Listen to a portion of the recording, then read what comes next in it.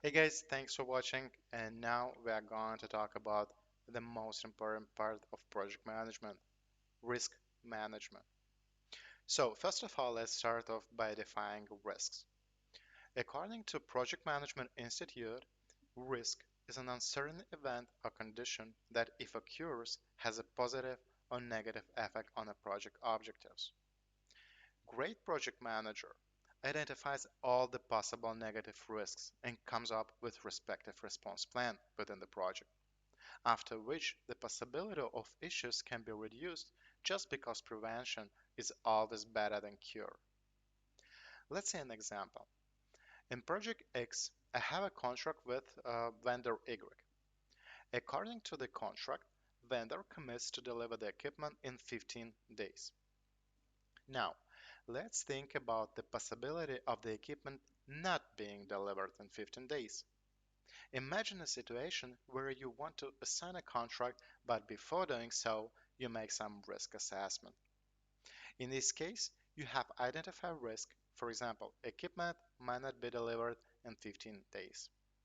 If you know that it's a potential risk which may or may not happen, you can think in advance about possible solution if the risk does occur.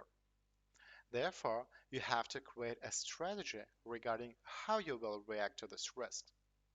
And you say, for example, okay, if this risk will occur, vendor will pay me 15% of total cost of the equipment for every day of delay, for example. I can specify this in the contract to reduce the risk. It's a general overview. In the real world, it's rather complex. However, the main idea is to uphold a meeting about risk assessment with all your stakeholders, with all people that are involved in the project. With these, you will be able to identify a lot of potential risks that may take place in the future. You will evaluate and calculate the impact, after which you will assign a person who will be responsible for mitigation of these risks. After the meeting, you will have inputs from all stakeholders and will be capable of creating a risk register.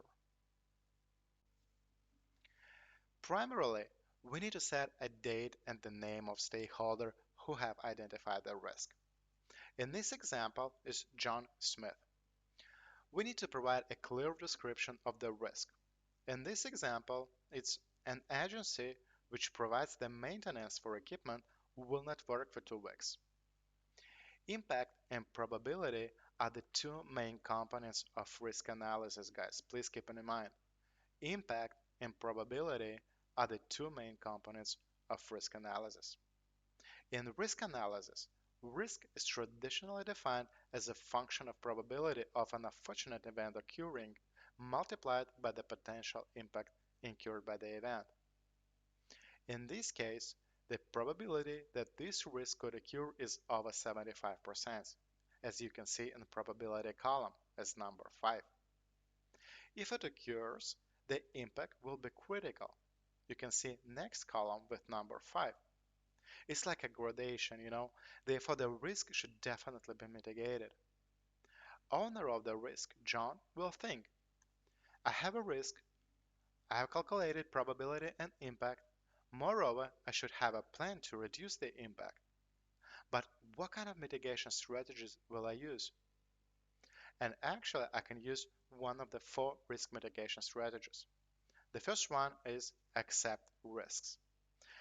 Accept risk meaning I agree with the potential impact and thereby accept this risk, if it's a strategic one, for example. The next one is avoid this risk, meaning that I have to cut out some activities which are too risky to pursue. For example, I can choose a supplier with a proven track record instead of a new supplier that offers significant price sensitives. The third one is reduce. Reduce represent an investment in order to reduce the risk on a project. For example, I can hire an expert to review contracts or cost estimates in order to increase confidence in the contracts. And the last one is risk transfer. Is a method that shifts risk from the project to another part. It is simply a matter of paying someone else to accept the risk. As an example here could be a car assurance. So You want to assure your car, you pay for that, and they will cover all the risk that could happen, damage, for example. So in my case, I will choose the first one, accept risk, because it's a strategic one. And of course, with such high probability and impact, I have to prepare a backup plan to use if this risk will occur in the future. You see, probability and impact are shown as gradation. But what would you do if it would be possible to calculate how much a risk costs? You can apply the same formula.